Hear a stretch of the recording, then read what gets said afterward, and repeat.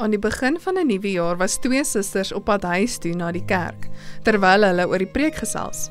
Ek het gesien jy het vandag jou tiendes en offerhandes teruggebring, sê die oudste. Het jy gehoor wat die prediker oor dit gesê het? Ja, antwoord die jonger. Die oudste sug.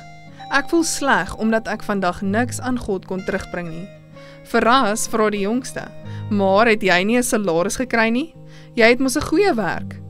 Ek het, erken die oudste skaam, en ek het selfs 'n bonus vir die vakansie ontvang, maar ek het alles spandeer met Kersfees en Nuwejaar. Ek het met dieselfde versoeking geworstel, sê die jongste, maar ek het besluit om altyd eers weg te sit wat aan God behoort, en dan te bestuur met wat oorbly.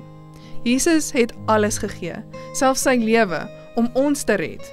Kom ons onthou sy woorde, maar soek eers die koninkryk van God en sy geregtigheid, en al hierdie dinge sal vir julle bygevoeg word. Wanneer ons tiendes en belofte offergawes terugbring, laat ons eie begeertes laaste stel en God eerste.